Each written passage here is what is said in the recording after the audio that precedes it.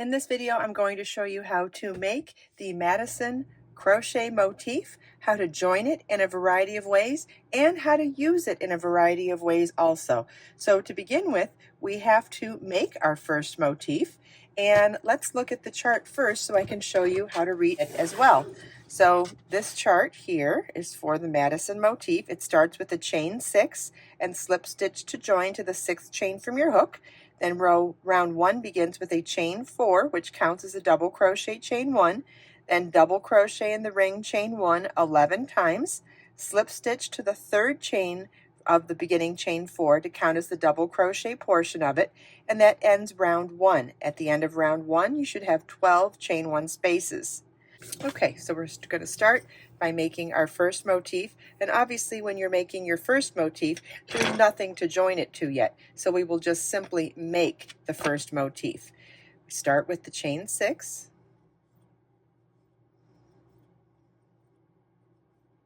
and slip stitch to the 6th chain from our hook to form a ring.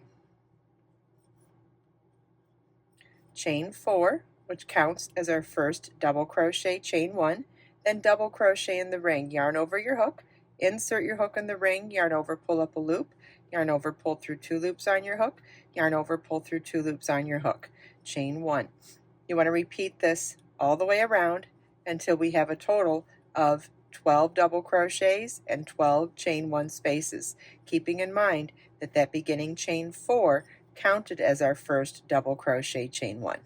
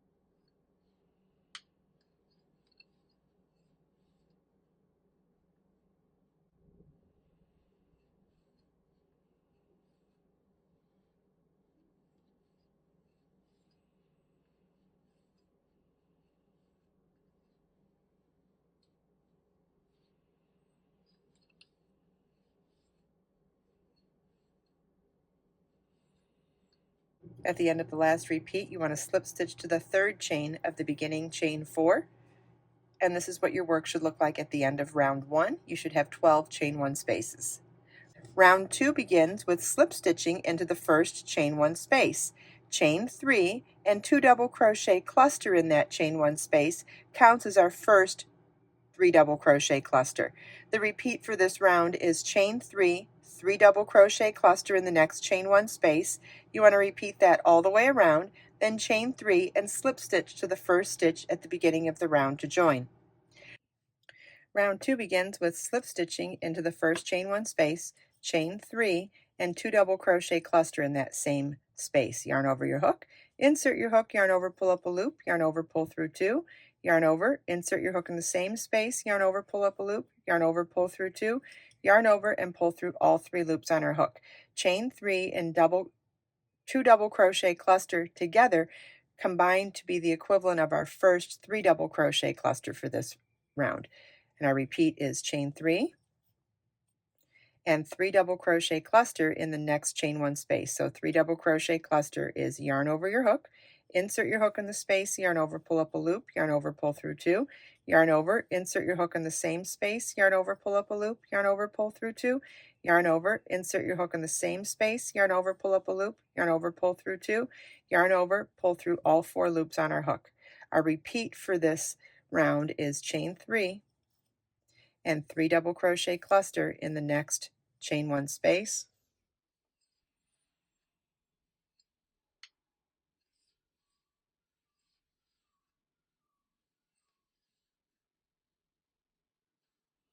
and you want to repeat this all the way around.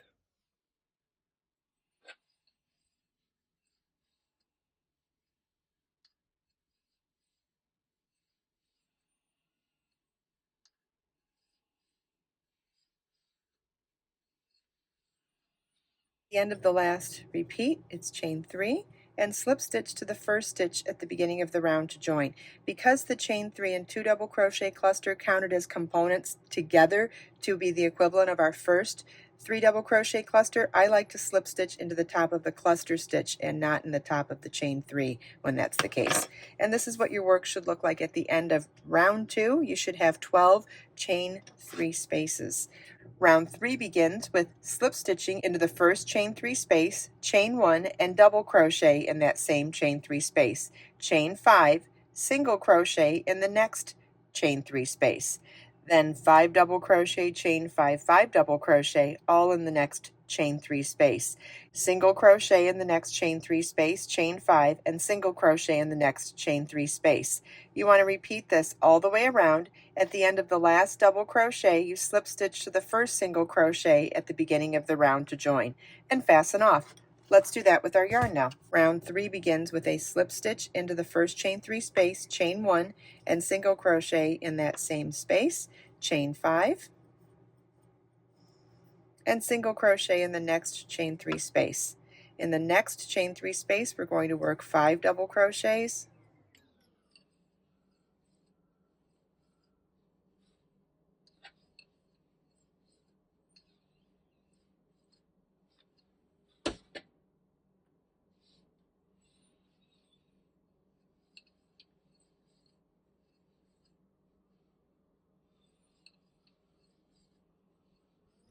chain 5, and 5 double crochets.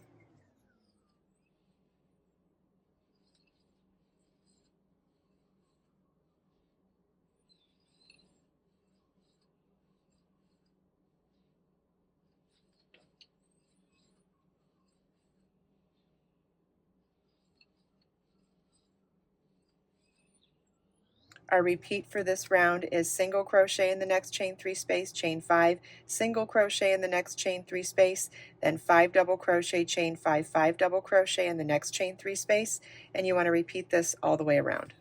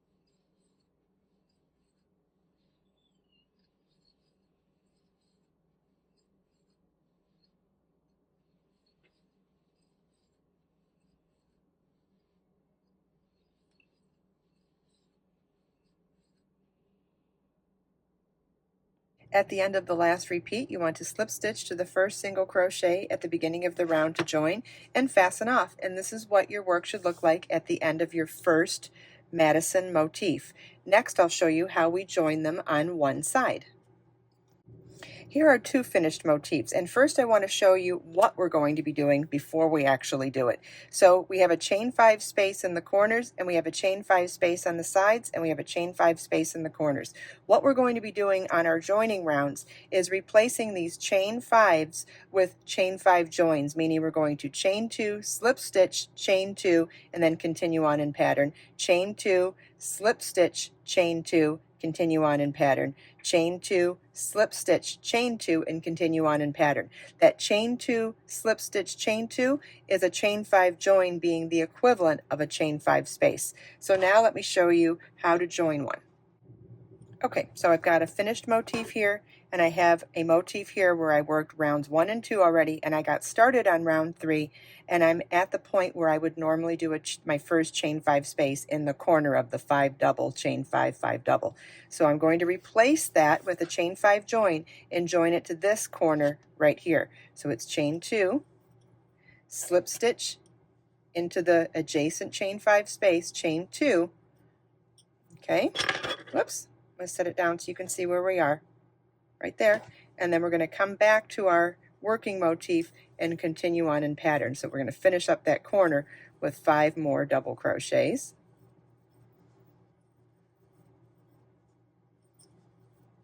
Okay, next in this pattern is single crochet in the next chain 3 space. Next is a chain 5. We're going to replace it with a joining chain 5. So chain 2, set our work down again, make sure we join in the right place. We're going to slip stitch into this next chain 5 space to join, chain 2. So that chain 2 slip stitch chain 2 counts as our chain 5 space, and then single crochet in the next chain 3 space. Next is the 5 double crochet chain 5 5 double crochet corner. So we'll work our 5 double crochets.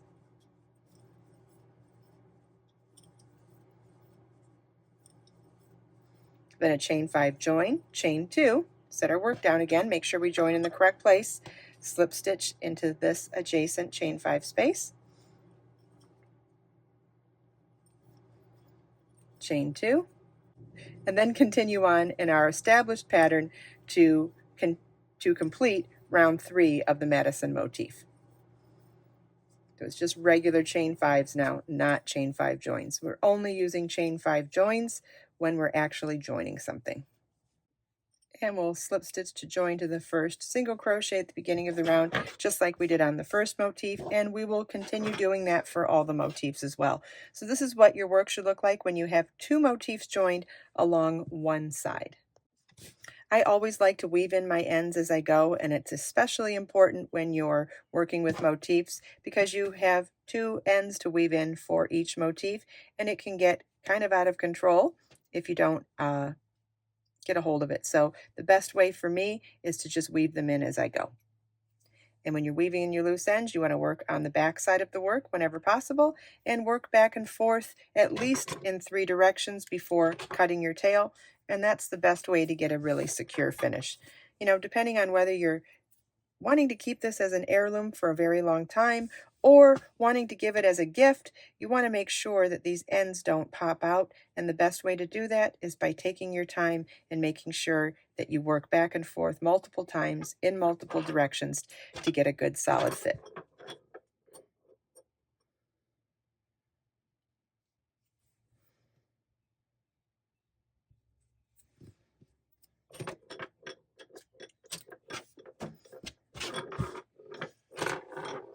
Okay, I now have another motif worked through round 2 and ready to join on one side to one of these motifs here. We're going to do a one-sided join just like we did on the previous motif by replacing my chain 5s with chain 5 joins.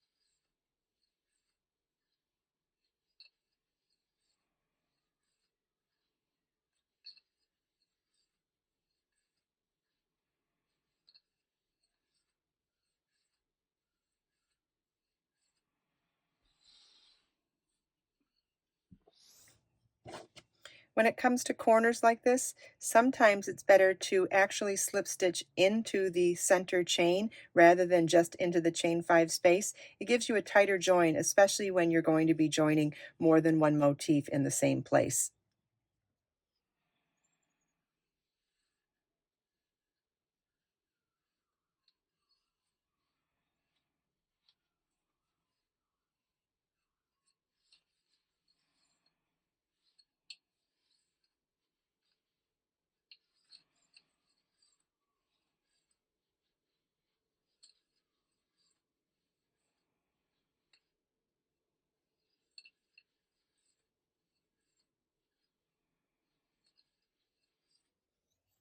And then at the end of the round, slip stitch to the first, single crochet at the beginning of the round to join and fasten off.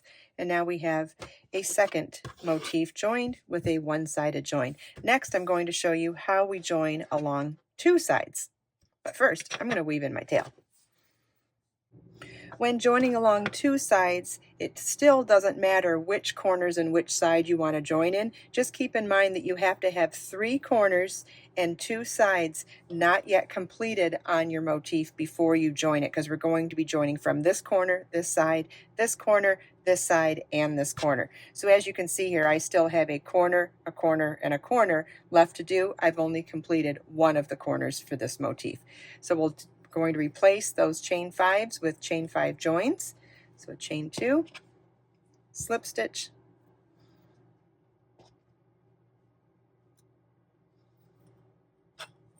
chain 2, then continue on in our pattern until we get to our next chain 5.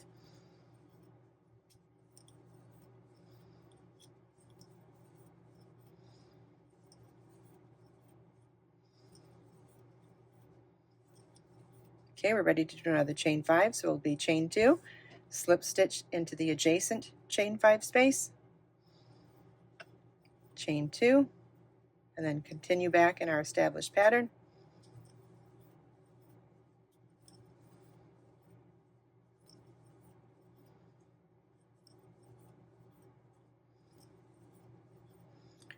Replace our chain 5 with chain 2, slip stitch.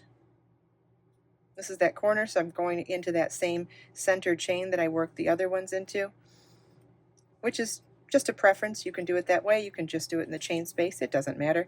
I only suggest that you remain consistent throughout your project, with whichever technique you choose.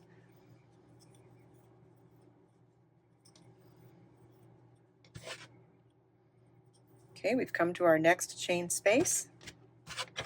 And I just want to show you where we're at now. So we joined in this corner, we joined in this side, we joined in this corner, and now we're ready to join in this motif's side.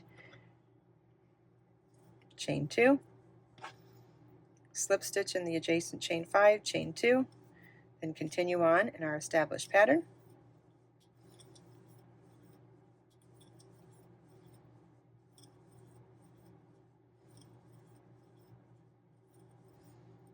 Okay, we've come to another chain 5, so it's chain 2. Now let's see where we're at. We're going to slip stitch into this corner's chain 5 space, chain 2, and then continue on in our established pattern to finish the round.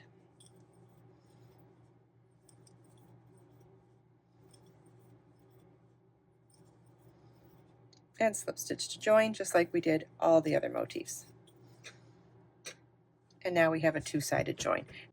Once you know how to crochet square motifs and join them together like this, you can make any two-dimensional fabric, whether it's a bag, a shawl, a top, an afghan. Sky's the limit. The one other thing that I want to show you is how you can manipulate this square into a triangle, because then you can actually do a lot more things with a fabric, including shaping in a garment or shaping in a fabric to get a straight edge when you work the diamonds in this formation. So let me show you that next. The motifs are formed on the diamond like this. If you're going to do the Madison crochet bag, I have that pattern linked in the video description. The motifs are worked on the diamond formation like this. There are also other reasons to do diamond formation versus the square formation, depending on what you're making and how you know and whether or not you have a way to manipulate the motifs. So let's say you wanted to do a shawl where you did it the diamond formation like this, and you would continue adding square motifs to get the size that you want. But let's say you wanted to do a triangular shawl or you wanted to get square edges on it, you're going to need to know how to make the motif into a triangle as well.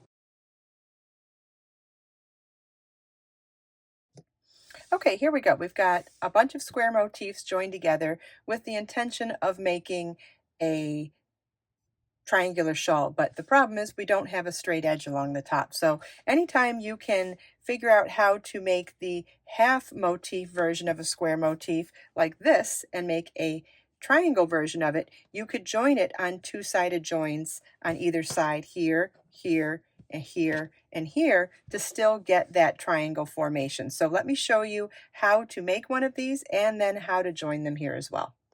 Okay, to make the triangle version of the square motif, we're going to start with the chain 6 still and slip stitch to the first chain to form a ring. Only now we're going to work in rows, not rounds. Row 1 starts with a chain 4, which counts as a double crochet chain 1, then double crochet in the ring, yarn over your hook, insert your hook in the ring, yarn over, pull up a loop, yarn over, pull through 2, yarn over, pull through 2, chain 1, and double crochet in the ring. And you want to repeat chain 1 and double crochet in the ring until we have a total of 9 double crochets and 8 chain 1 spaces.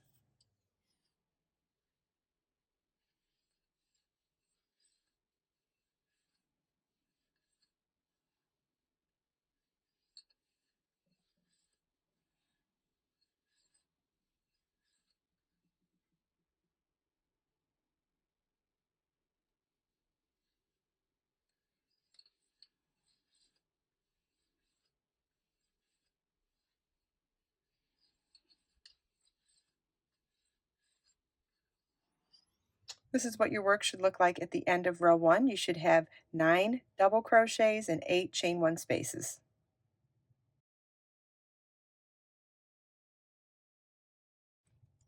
Row 2 begins with slip stitching into the first chain 1 space, chain 3, and 2 double crochet cluster to count as our first 3 double crochet cluster.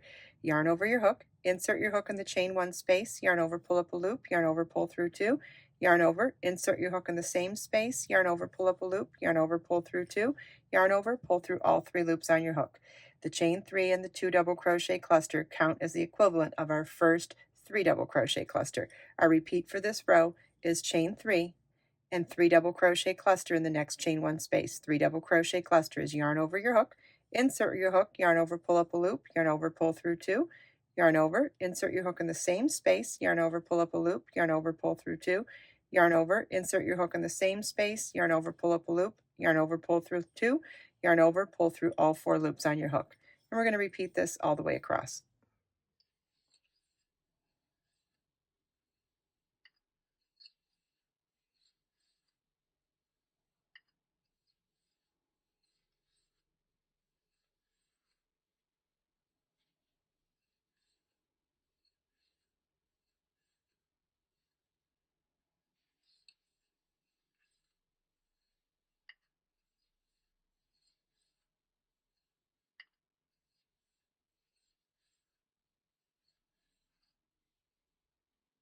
This is what your work should look like at the end of row 2. You should have 8 cluster stitches and 7 chain 3 spaces. Row 3 begins with slip stitching into our first chain 3 space, chain 8, which counts as a double crochet chain 5, and 5 double crochets in that same chain 3 space.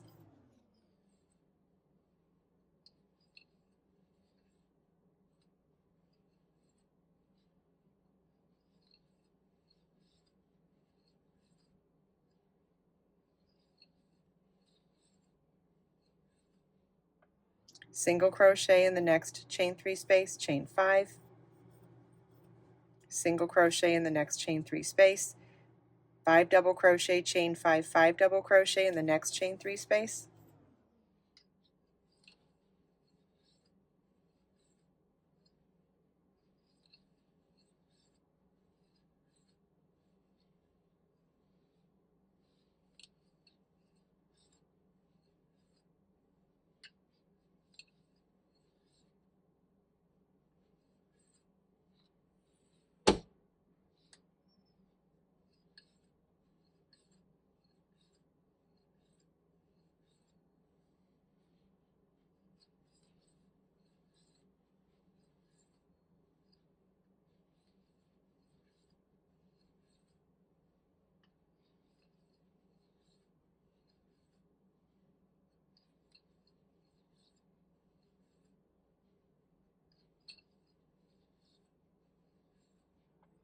single crochet in the next chain 3 space, chain 5, single crochet in the next chain 3 space, and in the last chain 3 space we'll work 5 double crochet, chain 5, and 1 double crochet.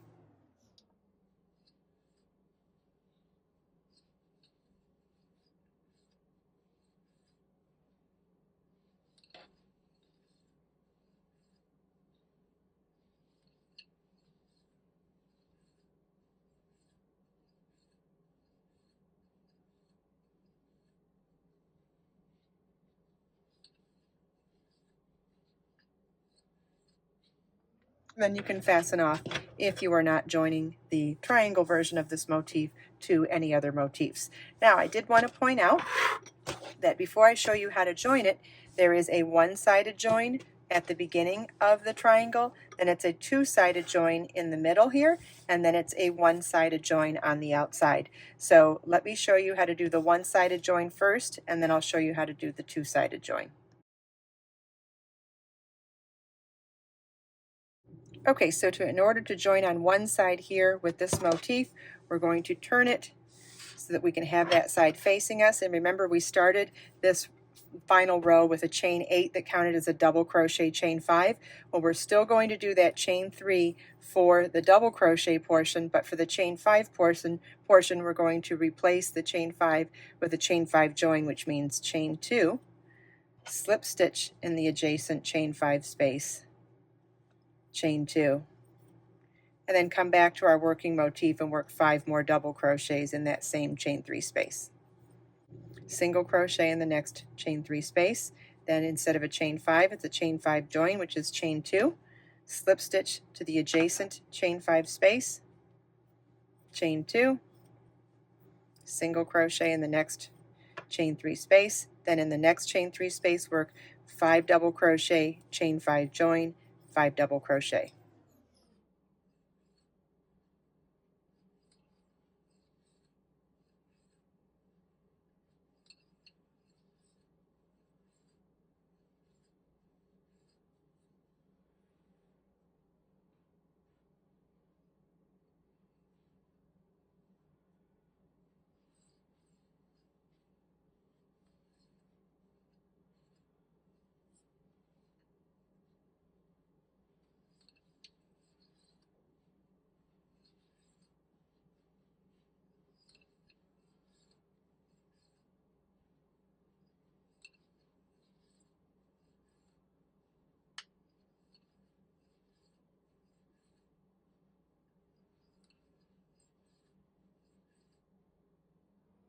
Okay, let's set our work down now. So now that we've joined it on the one side only, we can now continue on without any more joining. So the rest of the row is just like we did in the first triangle motif, which was single crochet, chain 5, single crochet, then 5 double crochet, chain 5, 1 double crochet. And we can fasten this one off. And there we have a one-sided join triangle motif to make our beautiful straight edge along the top of this triangular shawl. Now I'll show you how to do the two-sided join in here. Okay, I have one of my triangle motifs worked through row 2, and I've got my space here that I want to join it to, so I'm going to turn this around so it's facing me. Then get ready to start row 3 by slip stitching into the first chain 3 space, chain 3 to count as my first double crochet, then a chain 5 join, which is chain 2, slip stitch into the adjacent chain 5 space,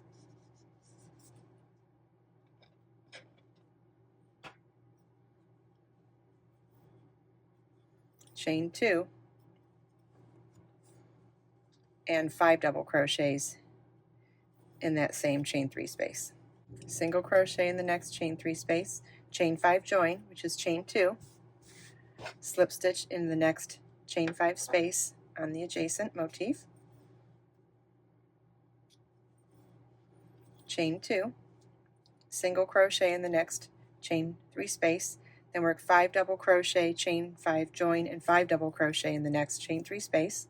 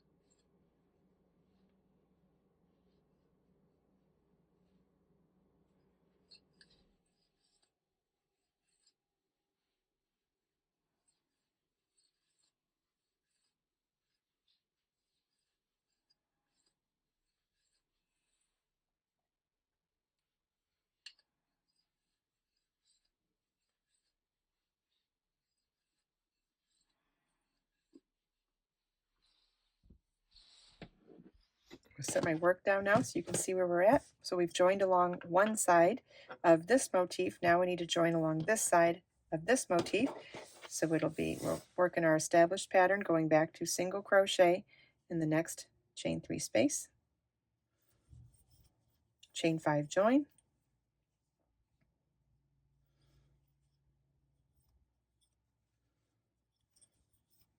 single crochet in the next chain 3 space. Then in the next chain 3 space, it's 5 double crochets,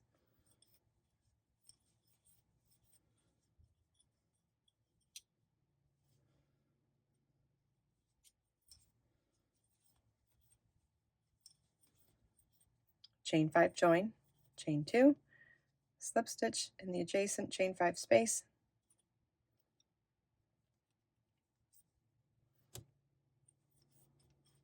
chain 2, and 1 double crochet in the same chain 3 space, and fasten off. So whether you want to make a square motif to just use one off as a decoration, embellishment, or a coaster or whatever, or join it as a fabric with one-sided joins or two-sided joins, sky's the limit. You can make bags, afghans, scarves, shawls, whatever. And when you turn those motifs on the diamond like this, sometimes having a triangular version of that square version opens up your possibilities even more for unlimited projects.